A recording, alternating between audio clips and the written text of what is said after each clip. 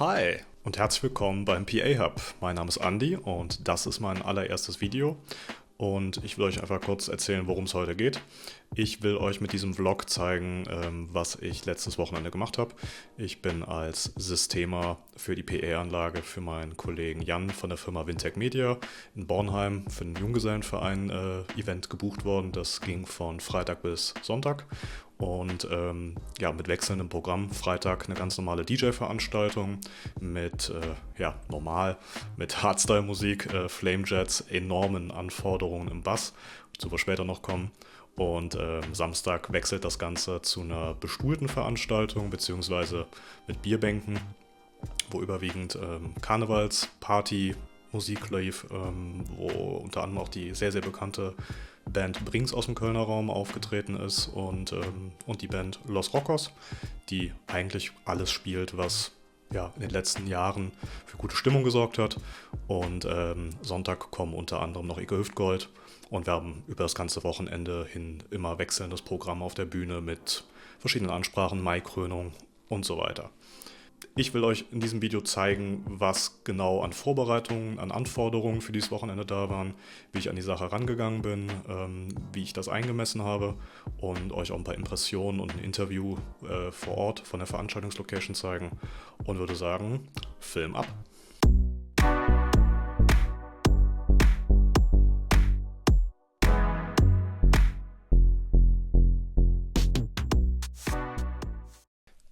Was haben wir an Material zur Verfügung? Und zwar 12 Doppel-21er von den 18 Sound Bauplänen, die gibt es frei im Internet, mit 18 Sound Bestückung natürlich, aber die spielen sehr, sehr, sehr, sehr gut, sind aber auch sehr groß und sehr schwer, aber dafür kommt umso mehr Druck raus. Angetrieben wird das Ganze mit 3 K20 von Powersoft und dazu haben wir pro Seite nochmal 6 Schachteln Line Array von PL Audio. Die haben wir vor einem halben Jahr mal auf B-Amp umgerüstet und haben die Passivweiche rausgenommen. Dazu mache ich euch nochmal ein separates Video, was das gebracht hat und was wir da genau alles gemacht haben.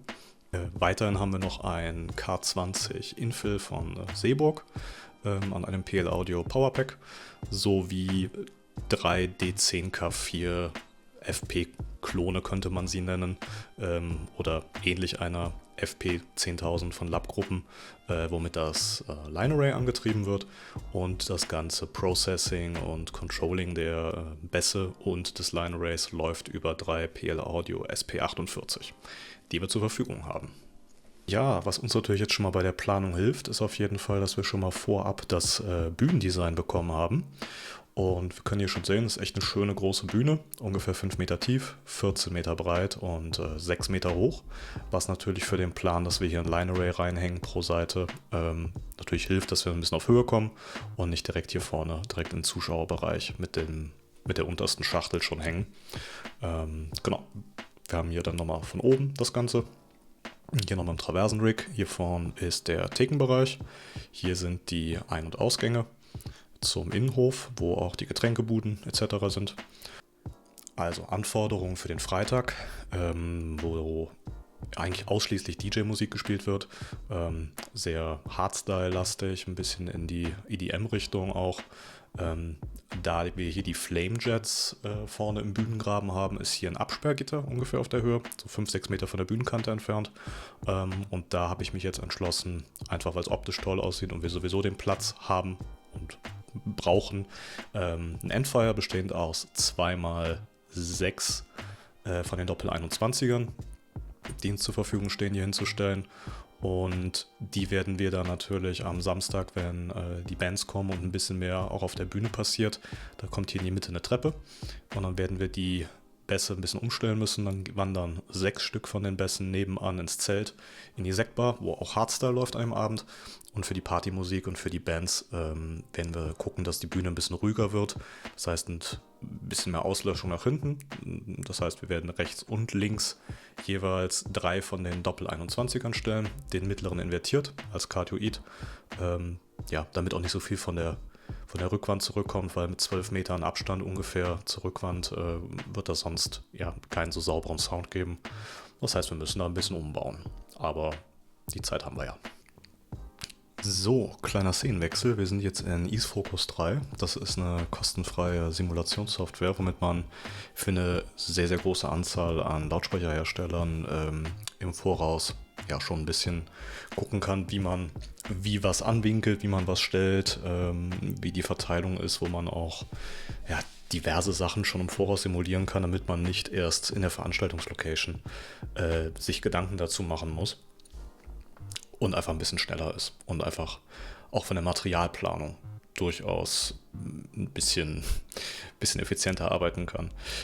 Was ich schon gemacht habe an dieser Stelle, ich habe schon die kompletten Maße des Bauhofs hier drin übertragen. Das ist relativ einfach über die Funktionen und habe hier schon die kompletten Bässe im Endfire vor der Bühne positioniert. Bühne seht ihr hier, das ist die Zuhörerfläche und ihr seht hier von 1 bis 5 schon mal meine Zuhörerpositionen. Die sind als stehend ausgewählt, wie man hier sehen kann. Gibt natürlich auch Veranstaltungen, wo das sitzend ist, aber ich mache dazu mal ein separates Tutorial, was man mit EaseFocus 3 alles machen kann. Genau, ich habe hier jetzt an der Stelle schon die Line Arrays platziert, 6 Schachteln pro Seite. Und wie man hier auf die Winkelungen kommt, dass die so aussehen, liegt einfach in der Autosplay-Funktion. Da gehe ich drauf und sage, wo fängt mein Zuschauerbereich an und wo hört er auf. Und dann winkelt er mir die entsprechend, dass ich dann schon Bescheid weiß beim Aufbau, welchen Pin benutze ich und wie mache ich Displaywinkel untereinander vom Array, dass ich den Bereich gut abdecken kann. So, und wie ihr seht, ich habe die leicht eingedreht, einfach weil der Zuschauerbereich mit der Theke und dem FOH ein bisschen eingegrenzt ist und ich nicht so viele Wandreflexionen haben will, sondern einen sehr zentrierten Sound in der Mitte. Und das gleiche mit den Bässen durch die Zahnlücke kombiniert mit dem Endfire, seht ihr schon, ist hier eine sehr, sehr, sehr, sehr gerichtete Abstrahlung, so wie wir es haben wollen. Das heißt, jeder, der sehr viel Spaß und Lust auf Bass hat, der kann sich weit vorne oder in der Mitte positionieren, während es zu den Thekenbereichen, zu den Bonkassen und zum FOH zu den Seiten einfach ein bisschen abfällt. Das ist einfach ein bisschen angenehmer und ihr seht auch hier an der Bühne oder nach hinten wird es auch ein bisschen reduzierter. Also die Richtwirkung ist schon sehr, sehr stark mit dieser Konfiguration. Ihr könnt, wenn ihr reinguckt, auch sehen, dass die alle delayed sind um 6 Millisekunden. Das entspricht ungefähr dem Abstand, den wir haben, von der Vorderkante zur Hinterkante. Und natürlich muss man dann vor Ort am Ende noch das Array, was ja die letzte oder die Nulllinie darstellt, die vordere oder die erste Bassreihe aufs Array delayen und die zweite entsprechend auf diese Bassreihe und die Bassreihe auf das Array. Und wenn wir uns das Ganze mal in der Seitenansicht anschauen, dann seht ihr hier für jede Farbe den Zuhörer und die Frequenzverteilung. Und man sieht natürlich jetzt, dass wir einen sehr, sehr starken Bass-Overload haben von bis zu 136 Dezibel. Da wir den Bassweg mit einem AUX-Weg anfahren werden, wird das nochmal deutlich reduzierter. Das können wir ein bisschen über den Abend anpassen. Und die werden wir natürlich auch nicht ausfahren. Aber tendenziell sieht man schon mal, dass wenn ich in die Zuhörerfläche hier reingehe, dass die Verteilung doch schon für alle Flächen relativ gleichmäßig ist und stark abfällt. Und den Rest muss man sich halt vor Ort dann mit dem DSP noch ein bisschen zurechtbiegen. Das ist eigentlich auch schon das Wichtigste. Das ist jetzt hier eine Breitbandmessung. Wenn ich jetzt hier oben die Schallquellen auswähle, kann ich mir noch angucken, wie das Line Array alleine performt, wie die Abdeckung ist. Und hier seht ihr eigentlich auch direkt, dass das nochmal ein bisschen ausgewogener ist und nicht ganz so tiefbasslastig ist. Da das Array auch ungefähr, wie ihr seht, bis 60, 70 Hertz spielt. Ich trenne gewöhnlich ein bisschen höher bei 80, um die einfach ein bisschen schöner anzukoppeln, ein bisschen mehr Luft da zu haben, dass nicht alles vom Array mit abgedeckt werden muss. Dann klingt das Ganze nochmal ein bisschen sauberer in Summe. Genau. Kreuzpunkt ist irgendwie so kurz hier hinten vor der Wand und mir war es wichtig, einfach weil die Wand sehr, sehr glatt ist und eine Bauhalle jetzt alles andere als eine gute Akustik hat, das Array so zu winkeln, dass wir von der Seitenansicht her, ich zeige es mal gerade, irgendwo mit der obersten Schachtel die so weit neigen, dass wir nicht mehr gegen die Rückwand oben großartig schießen, um Reflexionen zu vermeiden. Deswegen ist das relativ steil gewinkelt, weil sonst habe ich einfach ein sehr, sehr starkes Flutter-Echo dann irgendwann drin. Das klingt nicht mehr schön. So, dann im nächsten Step sehen wir uns auch schon bei der Location und genau, zu dem Thema Ease Focus mache ich wie gesagt nochmal ein separates Video. Könnt ihr mal in die Kommentare schreiben, ob ihr da Spaß dran habt, ob da Interesse besteht, dass wir da mal durchgehen. Es gibt, glaube ich, über 900 Lautsprecher in der Datenbank. Man muss immer so ein bisschen gucken, wer vertreten ist. Man kann aber auch einfach mit anderen Lautsprechern sich das simulieren. Zumindest im Bassbereich ist es relativ einfach. Und nachdem wir das Ganze in Ease Focus schon simuliert haben, habe ich Bauhelfern bzw. den Technikern vor Ort, die das Ganze dann am Mittwoch und Donnerstag vor dem Event aufbauen, schon mal eine kleine Liste gegeben, wie wir das verkabeln, einfach damit wir beim Einmessen und beim Einstellen alles sauber beschriften können und nicht lange nach Fehlern suchen müssen, wenn irgendwo was nicht funktioniert und wir einfach Step by Step durchgehen können, auf welchem Kanal was liegt. In dem Fall seht ihr gerade, das Array ist in 4 Gruppen unterteilt und wir fahren das Ganze B-Amp an. Deswegen sind wir hier immer die oberen 3 Schachteln auf einer Endstufe, die unteren 3 nochmal auf einer separaten, sodass wir hier insgesamt 4 Gruppierungen haben. Der Center Fill in der Mitte, der primär für Samstag und Sonntag ist, der hängt genau ziemlich in der Mitte auf Kanal 11. Und dann haben wir die Positionen von 5 bis 10 für das Endfire Array. Es ist mal wichtig, dass die in Zweierbäckchen sind. Die Doppel-21er laufen jeweils auf 4 Ohm und wir haben insgesamt 3 K20 Endstufen zur Verfügung. Und daraus habe ich dann hier diesen ja doch sehr überschaubaren Aufbauplan oder Verdrahtungsplan gemacht, wo wie was angeschlossen wird und dass wir das später mit der Matrix alles sauber legen können. Genau, hier sind die Simulationsdaten dabei gewesen und hier haben wir dann noch das ganze Setting für den Samstag. Ihr seht, hier fehlen schon 6 Bässe und haben dann hier einfach die beiden Cardioid-Settings, wo jeweils der 7er Kanal oder die Position 7 invertiert ist. Der Rest bleibt so und genau, so werden wir von Freitag auf Samstag den Umbau machen.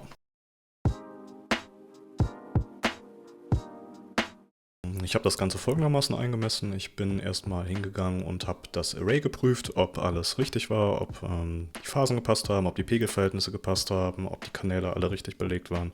Also quasi erstmal einen groben Systemcheck, möglichst nah am Array. Und habe dann das erste Mikrofon sehr, sehr nah am Line-Array nochmal aufgestellt, quasi in der ersten Zuschauerreihe und versetzt daraufhin nochmal ungefähr 10 Meter weiter in die Raummitte und habe erstmal das linke Array gemessen, dann das rechte Array. Und nachdem ich da mit dem Ergebnis zufrieden war, bin ich hingegangen und habe das Ganze dann erstmal auf die erste Bus-Array-Reihe vom Endfire eingemessen und delayed. Und nachdem ich damit durch war, bin ich dann zu dem nächsten gegangen. So, das waren am Ende des Tages dann, wie schon vorher ermittelt, ungefähr 6 Millisekunden, was 2,20 Meter entspricht. Und für alle, die noch nicht genau wissen, was ein Endfire ist, ihr könnt es euch so ein bisschen vorstellen wie ein Wellebad. Und zwar geht ihr hier hin und schiebt quasi mit der zweiten Reihe die erste Reihe nochmal an, wenn diese im Bassbereich passiert wird. Zum Thema Bassaufstellung werde ich aber nochmal ein ausführlicheres Video machen. Ja, Jan, jetzt sind wir heute hier in Bornheim, Genau. JGV-Event. So sieht's aus. Ja, 3 Tage Veranstaltung. Vielleicht ein bisschen was zur Technik, was wir hier so gebaut haben für die 3 Tage jetzt. Fangen wir mal mit dem Ton an. Erstmal eine Zwischenfrage, wie lange habt ihr eigentlich aufgebaut? Ja, Mit wie vielen Leuten? Ist ja doch eine ganze da Menge muss ich mal Holz, was kurz hier steht. schauen. Wir haben jetzt 16 Uhr. Ja, wir sind jetzt seit 24 Stunden circa hier und sind jetzt so weit, dass gerade einmal Systemcheck gemacht wurde, Licht spielt. Ja, man sieht's oder man hört es aus dem Hintergrund vielleicht ein bisschen, es wird gekehrt. Also jetzt sind wir soweit eigentlich mit den gröbsten Sachen durch. Ja, und dann kann es in genau 3 Stunden losgehen hier. Ja. Was ist an dem Wochenende jetzt alles? Was haben wir für ein Event? Ich hatte gesehen, wir haben jetzt Hardstyle heute. Genau, also heute Motto Harder Generation, dementsprechend hier auch ein bisschen basslastiger aufgefahren, soll in die Festivalrichtung gehen.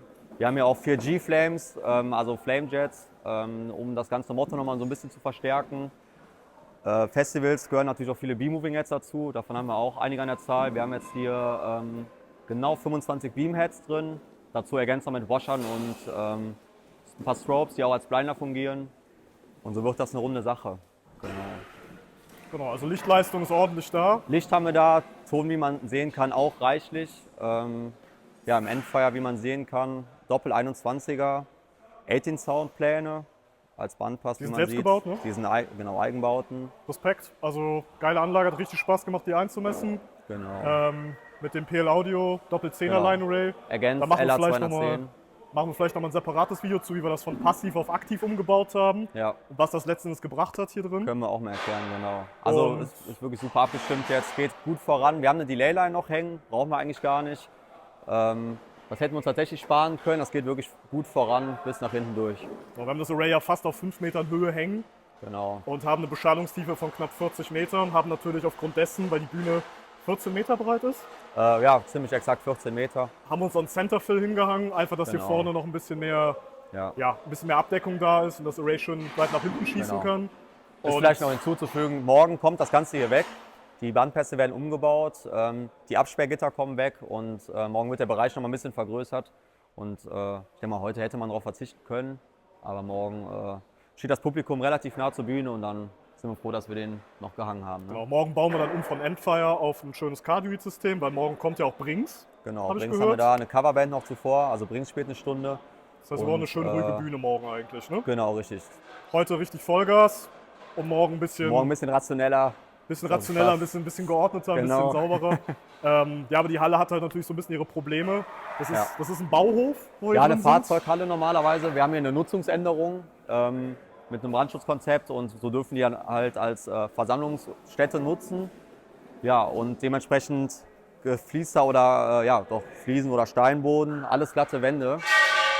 Dementsprechend sind wir froh, wenn dann nachher 1000 Leute hier sind oder auch zeitweise dann Richtung 1500, vor allem am Samstag dann und dann passt das Wir haben eine hier. Grundfläche von, was ist das, 45 mal 20 Meter. 24 Meter Breite und 30 Meter Publikumsfläche, nochmal 6 Meter Bühne da hinten dran. Und dahinter nochmal 6 Meter. Also wir haben Dahinter sehr, nochmal sehr, 6 Meter, genau. Also wirklich eine sehr schwierige Raumsituation. Ja. Aber ich denke mal, haben wir gut hinbekommen. Genau. ja, dann würde ich sagen, lass uns doch mal hinten auf der Rückseite von der Bühne Location-Wechsel, genau, Amp schauen wir City mal. gucken. Ist ja auch immer interessant, was wir da so Richtig. stehen haben. Schauen wir da. So, haben wir ein großes Sammelsorium an sehr, sehr vielen Stromverteilern, würde ich mal sagen. Und da lachen mich auch schon ein paar bekannte alte, aber sehr, sehr geile 1HE-Endstufen an, die, glaube ich, Genau, die K20. für den massiven Druck vorne Genau. verantwortlich sind. Also für die 21er Chassis braucht schon gut Leistung. Die sind angegeben mit 1800 Watt RMS und Pro Chassis. pro Chassis, genau. Wir haben in doppelter Variante hier, die laufen auf 2 Ohm. Ich würde sagen, reicht dafür auf jeden Fall. Also die richtige M für unsere Anwendung, würde ich sagen. Was haben wir für eine Anschlussleistung hier? Was hast du an Strom hier liegen für einen Ton? Strom haben wir 2x32er Verteilung hier. Jede DIGAM-Endstufe bekommt eine Phase. Der Hochton ist auf 2 Phasen verteilt, das passt auch soweit. Und damit kommen wir dann ganz gut klar. Damit sind quasi fast die beiden, oder sind schon mal 5 Phasen ausgelastet. Eine weitere haben wir noch quasi als Spare-Phase für Monitore gegebenenfalls noch. Dazu natürlich auch noch eine Band, die braucht auch noch eine Phase. Also wir haben noch ein bisschen Headroom hier, aber auch die ganzen Lampen, die auch noch hier angeschlossen sind, da gehen schon einige Phasen dann drauf. Genau. Du hast ja vorne am FO, habe ich gesehen, hast du eine L-Nativ SQ5 stehen. Genau. Mit der entsprechenden Stagebox hier Richtig. verkabelt. Und von hier aus gehen wir dann Einmal die separat Trommel dazwischen, genau. mit der Matrix. Wir haben 3 DSPs hier sogar, 3x SP48. Genau, richtig. Und gehen dann in die Bässe in die 3K20 rein. Dann haben wir noch, was haben wir hier? PL Audio D10K4 10K4, genau. 4-Kanal-Endstufen. 3x fürs Line Array. Dreimal, genau. Line Array ist ja, wie schon erwähnt, B-Amp. Dementsprechend viele Kanäle, die wir da brauchen. Eine D10K4 ist jeweils für jede Seite. Und noch einmal eine Endstufe für Monitoring und die Leyline. Genau. Ja, cool. Das ist doch. So wird das eine runde Sache, genau. Und nochmal ein Powerpack, Powerpack, genau, im als BM-Modus für den Centerfill. Also haben wir heute hier ja, einen ganz guten Mix, aber ich denke glaube, auch, es hat harmonisch jetzt Passt alles in Summe wunderbar, gepasst genau, und also es war deutlich Reserve da. Also ich habe noch keine gelbe LED heute gesehen, selbst das als wir passt. bei, wie viel hatten wir eben? dB, Ja, mal ganz kurz mal, hatten wir es ja mal an, 128 dBc, ne? genau, Ja, mal kurz zum 111 dBA, also die fahren wir natürlich Ja. übers Wochenende nicht, aber wollten ja mal gucken, ob die, Was ob so die geht, Last, ne? ob was so geht und Genau. ja, mal gucken, wie lange die Nachbarn das mitmachen. Ne? So, wie ihr seht, stehen wir jetzt gerade auf der Bühne, die ist ja fast, die ist größer als meine Wohnung, Jan. Genau, Also- die hat schon ein bisschen was. 14 Was- Meter Breite, genau. 14 breit, 6 tief. Ja, Bühne selber 5, das Rig musste natürlich ein bisschen größer werden. Wir haben das hier mit Motoren hochgezogen. Sie mussten uns hier an die Leimbinder orientieren. Dann daraufhin natürlich geständert sind die 8 Motoren, dass wir das Ganze hier sicher stehen haben, auch versteift. Das ist alles soweit. Passend ProLite H30V, also auch relativ belastbarer Trass, alles im Rahmen. Genau. Wie viel Meter Truss hast du hier verbaut? Über den Daumen, weil ich sehe gerade, Ja, da ist ja noch ich kann ein das großes relativ Rig genau hier sagen. hängen. Wir haben hier in Summe, wir haben noch mal ein kleines Zelt nebenan, das wird noch gebaut. 206 Meter in reinen Längen, plus dann Boxcorner und Ecken. Das ist natürlich dann schon mal eine Menge. Ne? Und den Hauptteil haben wir dann mit D8-Motoren von Chainmaster, 500 Kilo. Das passte auch wunderbar, war sehr angenehmes Aufbauen. Und ja, das war eine sehr runde Sache. Was hast du da für einen Laser noch hängen? Laser World, 20 Watt Laser. Genau dazu haben wir nochmal in der vorderen, mittleren Truss, um nochmal ein bisschen Dynamik und Tiefe zu kriegen, nochmal 6 weitere 3 Watt RGB Laser von Laser World. Das hier hinten ist der PL 20.000, wie gesagt 20.000 Watt Laserleistung. Und das geht dann auch schon gut zur Sache. Passt auch wunderbar dann zum Motto. Ich denke mal, ein Festival ohne Laser, ja, sieht man mittlerweile sehr selten. Und ja, dann, wie man sieht, haben wir hier noch 10x Elation Darts 360, 50 Watt Beam, reine Beam-Moving Heads, die so ein bisschen nochmal ja, vertikal in den Bauhof strahlen sollen.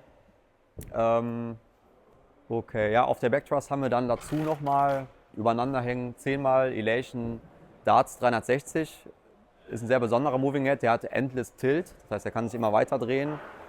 Ist ein relativ interessanter Effekt, vor allem auch eine sehr schnelle Lampe mit dazu noch 50 Watt Beam, LED-Leistung. Geht das durch die starke Bündelung schon sehr gut voran, also geht gut bis hinten durch. Ein bisschen stärkere Variante haben wir hier die Elation Platinum HFX, oben als Hybrid Moving Head. Das ist ein Beamspot Wash Moving Head mit einem 12R Leuchtmittel. Ja, sehr vielseitig einsetzbar, super Optik drin, gefällt uns auch sehr gut. Auch einen sehr scharfen Beam, macht echt Spaß damit, gerade dann durch die Masse, da haben wir 15 Stück von hier hängen. Um dann so ein bisschen Grundlicht reinzukriegen, dazu dann nochmal von Chauvet, die Maverick MK2 Washer, auch sehr helle Washer, die haben 12 x 40 Watt. Macht bei der Bühnengröße dann auch schon Sinn oder generell haben wir eine sehr große Location. Genau, und so haben wir hier ein sehr schönes Lichtkonzept. Dazu natürlich Standardprogramm Hazer dazu, ein paar senkrechte Nebelmaschinen noch dabei. Was man so braucht. Genau, was man braucht für ein gutes Setup, richtig. Ja. Ich werde euch nachher noch ein bisschen was einblenden von der Veranstaltung abends. Wir haben jetzt gerade Mittag und sind jetzt hier gerade in den letzten Zügen, aber es werden natürlich noch ein paar Impressionen von heute Abend und auch vom nächsten Tag noch kommen, dass man mal sieht, wie sieht das Ganze in Action aus, wenn es dunkel ist und wenn mal alles programmiert ist. Apropos Programmierung, Jan, mit was wird denn das eigentlich angesteuert? Eine schöne Dreier-Light. Über einen 8-Port-Node haben wir da die Kontrolle nach vorne, auch über CAD gezogen. Und das ist ja die Schaltzentrale fürs gesamte Licht. Wir haben hier 6 Universen belegt, aufgeteilt auf teilweise die Fixtures und Traversen, die wir hier haben. Wir haben verschiedene Bereiche hier. Man sieht auch in der Mitte einmal ein Truss, wo sehr viel Ambientebeleuchtung hängt. Und so ist auch ja, die gesamte Lichttechnik gut versorgt. Perfekt, dann bin ich mal gespannt, wie es heute Abend wird. Impression werdet ihr dann später sehen. So, kleines Fazit zum ersten Abend mit der Hardstyle-Veranstaltung. Es war im Bassbereich Reserve und Druck ohne Ende da. Wer hätte es anders erwartet? Mit 12 Doppel-21ern, mit der Amp-Leistung dahinter, muss man sich, glaube ich, bei 1000 Personen nicht lange überlegen, ob das ausreicht. Es war, ich glaube, wir liefen maximal bei 20%. Und alle hatten sehr viel Spaß, es gab sehr, sehr viel Lob. Die Flamejets haben optisch richtig was hergemacht, die Lampen sowieso. Sound war bis in die letzten Reihen, ja, durchgängig sehr, sehr, sehr präsent. Und ja, alle hatten sehr, sehr viel Spaß. Und jetzt sind wir eigentlich auch schon dabei, am nächsten Tag wieder umzubauen. Und die Absperrgitter kommen weg und jetzt wechseln wir auf Cardioid.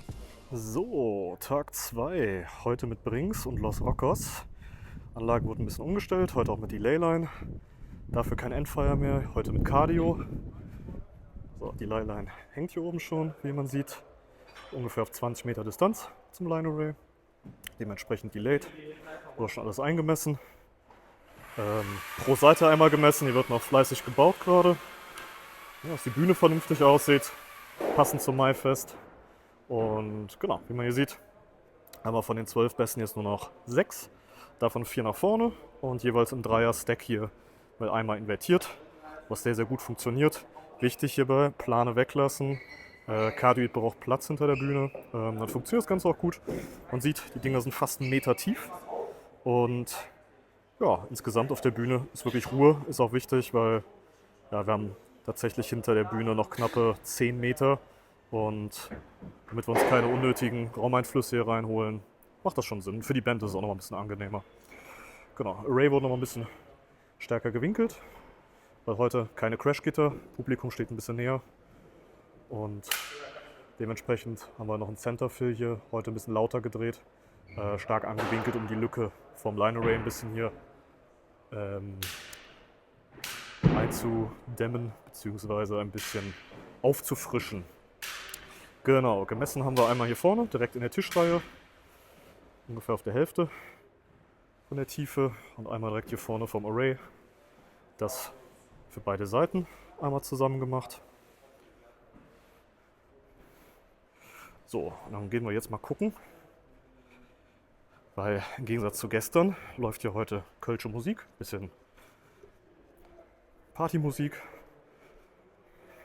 Wer Brings kennt aus dem Kölner Raum, immer ein Garant für eine tolle Stimmung und ein wahres Urgestein in der Kölner Karnevalsszene. Macht immer Spaß mit denen.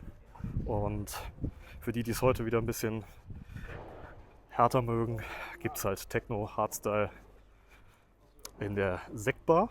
Und die Sektbar ist heute im Zelt. Und da gucken wir jetzt auch mal rein. Da stehen nämlich jetzt die anderen 6 Bässe. Kombiniert mit F12 Pro. Das sollte eigentlich auch ganz gut Spaß machen. Genau. Kleines Setup, Mono-Stack hier. F12 drin. Ordentlich Moving Heads. DJ tut mir jetzt schon ein bisschen leid. Aber hier wird auch noch fleißig gebaut. 4 Stunden ist Einlass. Wie das immer so ist. Alles auf den letzten Drücker. Ja, also Hauptanlage heute ein bisschen anders abgestimmt. Für Live-Musik doch nochmal ein bisschen transparenter, ein bisschen flat. Nicht ganz so clubmäßig wie gestern bei dem Hardstyle-Event. Aber das ist ja das Schöne, dass man hier eine saubere Trennung zwischen den Veranstaltungen hat und keinen ständigen Wechsel, sodass man hier sich auch ein bisschen die Arbeit und die Zeit nehmen kann, die Anlage für verschiedene Anwendungen abzustimmen. Normalerweise ist ja Aufgabe, dass die Anlage nicht klingen soll. Deswegen ist sie heute für Live-Musik ein bisschen flat abgestimmt und der DJ kann sich selber noch ein bisschen am IQ was reindrehen. Aber zumindest bei der Übergabe an die Band sollte die Anlage möglichst flat klingen. Genau. Hier nochmal Totalaufnahme. Wenn man mal reinguckt, wie groß das Ganze hier eigentlich ist.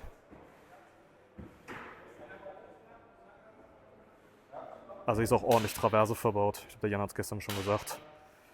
Über 210 Meter Traverse, das ist schon... Jan, wink doch mal. Hallo. So, ganz kurz zum Messequipment. Wir messen hier mit einem MacBook Pro mit der Software Open Sound Meter. Da haben hier tatsächlich 2 Mikros drin. Läuft jetzt gerade nichts, aber dazu werde ich nochmal ein ausführlicheres Video machen zum Thema, wie man mit Open Sound Meter eine Anlage einmisst. Und als Soundkarte haben wir hier eine Motu M4, 4-Kanal Soundkarte mit einem digitalen Loopback. Und hier sieht man schon Kondensatormikros 2x48 Volt. Die gehen dann hier rein und das rote Mikro steht entsprechend vorne und das grüne Mikro steht hier hinten. Das Ganze in der Spinne mit drin, um möglichst keinerlei Resonanzen aufs Mikro noch drauf zu kriegen, ist ja relativ empfindlich. Und als Ausgangssignal geht hier eine Stereoleitung vorne ins FOH rein. So, der zweite Tag, der Samstag, ist auch durch. Es war sehr, sehr, sehr warm die letzten 2 Tage, was dazu geführt hat, dass wir mit 30 Grad Außentemperatur fast auch in der Halle dementsprechend hohe Temperaturen hatten, wodurch unsere Delay-Line und auch das Array, ich sag mal, über den Abend hin nochmal ein bisschen nachgezogen werden musste. Das ist aber relativ typisch, müsst ihr auch ein bisschen immer bei euren Veranstaltungen mit berücksichtigen, dass starke Temperaturwechsel über den Abend hinweg dann gerade im Bereich der Laufzeiten des Schalls nochmal Auswirkungen haben können. Und es immer gut ist, wenn man über den Abend nochmal ein bisschen die Fläche abgeht und schaut, ob das, was man eingestellt hat an dem Tag des Einmessens oder in der Vorplanung gemacht hat, sich nicht grundlegend geändert hat. Das ist das gleiche wie bei Luftfeuchtigkeit. Aber ja, man plant halt mit 20, 22 Grad Raum- oder Außentemperatur und wenn es dann auf einmal 30 Grad innen drin sind, dann hat das schon kleine Auswirkungen, die gerade bei einem Line Array doch immer mal wieder für Probleme sorgen können. Ansonsten war der Sound durch das Cardioid sehr, sehr direkt. Die Bassdrum kam super gut durch. Publikum war begeistert. Wir waren ausverkauft mit 1500 Leuten, hatten auch Einlassstopp und es gab keinerlei Feedback-Probleme auf der Bühne im Bassbereich, weil das Cardioid sehr, sehr gut gearbeitet hat und Band und Publikum und auch Veranstalter waren über den Abend sehr, sehr, sehr, sehr glücklich. Ja, von dem letzten Tag, von dem Sonntag, war ich leider nicht mehr vor Ort. Das Setting hat sich aber nicht geändert. Hier kam ja noch Icke Hüftgold, ein ganz bekannter Mallorca-Star, Schlager. Und auch hier, Stimmung war wohl super. Ich habe leider keine Videoaufnahmen, aber ja, 3 Tage Dauereinsatz für das Material und es ist nichts kaputt gegangen, es hat alles funktioniert. Kunde glücklich, ich bin glücklich und damit würde ich sagen, ich verabschiede mich und wenn euch das Video gefallen hat, dann lasst doch gerne ein Like und ein Abo da. In Zukunft wird es hier auf dem Kanal noch deutlich mehr Videos geben zum Thema Line Array, PA, Veranstaltungstechnik, Akustik, Vlogs und Tipps. Ich würde mich freuen, wenn wir uns nächstes Mal wiedersehen. Euer Andi vom PA Hub. Tschüss.